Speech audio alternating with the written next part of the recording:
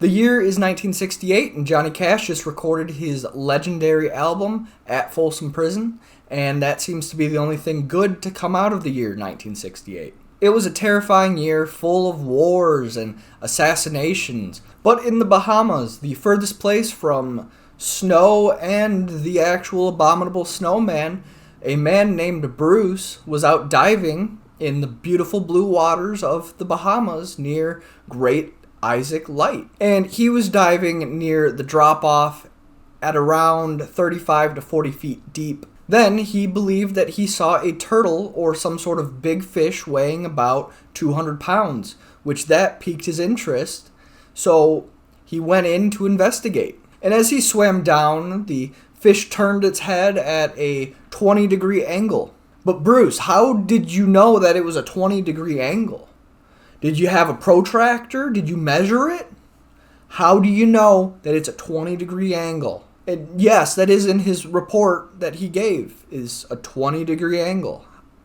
I don't know how he knew that. And when the fish looked at Bruce then got very scared and described the fish as having an ape-like face.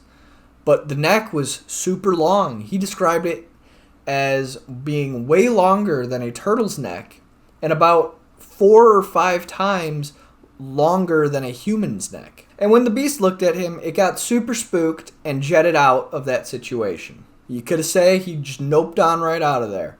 But Bruce described it as using some sort of propulsion to guide it along its way. That it didn't swim away, it jetted away. And from that moment on, it has never been seen again. And Bruce named it the underwater abominable snowman. Now, what exactly did Bruce describe?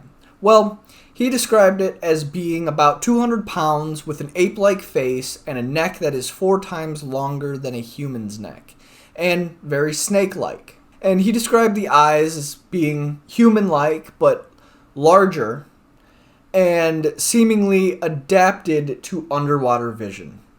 And here's a picture of what he described. Now, what is this beast? Well, I'm actually not too sure. It could be a turtle or an eel or maybe both just swimming super close and looked like one creature. But that doesn't explain how it moved through the water with some sort of propulsion. So maybe it could be an alien. And why would an alien live underwater? Well, think about it. We know more about space than we do about the oceans. And that is a terrifying thought. Who knows what could be down there? For all we know, Godzilla could be real. But if I was an alien studying humanity, I would want to go and study them from the depths below. But that would mean that aliens could breathe water. Or, more likely, they have an underwater base. And in 2014, a radio host discovered what he claims is an underwater alien base. And here's a picture of what he discovered. Now, the radio show is Fade to Black, hosted by Jimmy Church. And this alien base is about 6 miles offshore from Malibu, California, at about 2,000 feet below the surface and about 3 miles wide. So it is a massive base that the aliens are using. And according to Church, he said that it looked artificial and possibly Greek. I don't know what gave him that impression, but sure, why not? And that the top is a perfect oval that would not occur naturally, almost like a dome of a sports arena. And I will say this, it does look weird, but what better place to put an underwater base if you're an alien than the most suspicious spot you can find? And you have to make sure that it has a domed roof and pillars to let everybody know that it is not, in fact, an alien base.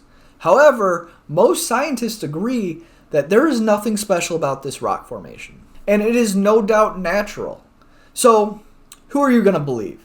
A guy who looked at Google Maps or a bunch of nerds that know a lot about underwater geology? For me, it's the dude that looked at the Google map. Let's not listen to nerds on this. What did nerds ever do for us? But if you like this video, please like and subscribe. It will really help me out. Have a great day, and bye.